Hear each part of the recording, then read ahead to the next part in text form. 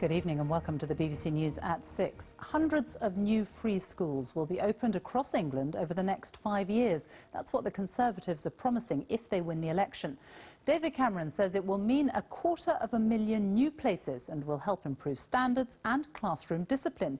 But free schools remain controversial. They're state-funded but run independently of local authorities. Labour says they're a waste of money. Here's our education editor, Bramwyn Jeffries. Tomorrow marks the centenary of a key World War I battle in northern France when Allied troops launched a major offensive around the town of Neuf-Chapelle. Half of the attacking force was made up of troops from the Indian Army fighting alongside the British.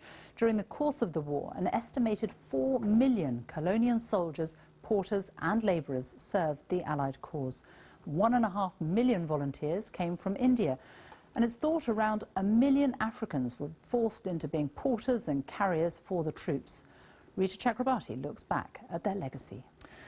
One of the owners of a prize-winning Irish setter that collapsed and died just hours after returning home from Crufts Dog Show says the dog was maliciously poisoned. Jagger's owners say they are devastated. A post-mortem examination has revealed the dog did have poisoned meat in his stomach. John Brain reports.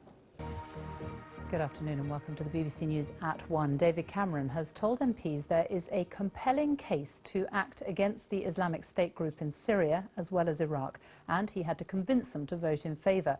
Parliament rejected a vote to extend airstrikes in 2013, though RAF warplanes are attacking targets in Iraq.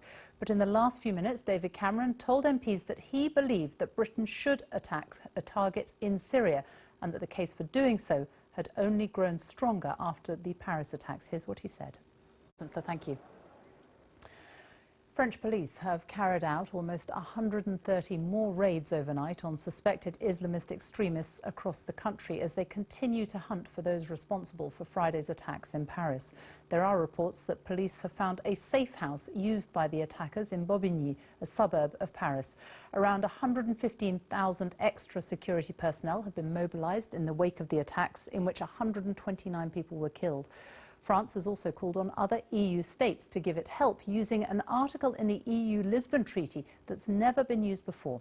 Well, let's cross now to Ben Brown, who police activity hasn't been confined to France. 3 people have been arrested in Aachen in Germany, but the focus of the manhunt is still on Salah Abdeslam, who's thought to have been the driver of one of the cars involved in the shootings. He's from Brussels, where there's been intense police activity again today. The Chancellor, George Osborne, has warned that Islamic State militants are trying to develop the ability to launch cyber attacks on UK targets like the National Grid or air traffic control. He's announced almost £2 billion in extra funding to fight cybercrime. Here's our security correspondent, Frank Gardner. Device brought down the plane that crashed in Egypt last month. They're offering a $50 million reward to anyone who helps catch those responsible.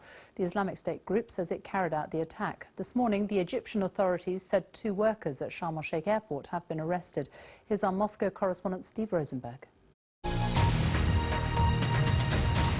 The first charter flight bringing Syrian refugees to the UK arrives today. They're just some of the 20,000 people from refugee camps around Syria who the government has agreed to resettle over the next 5 years.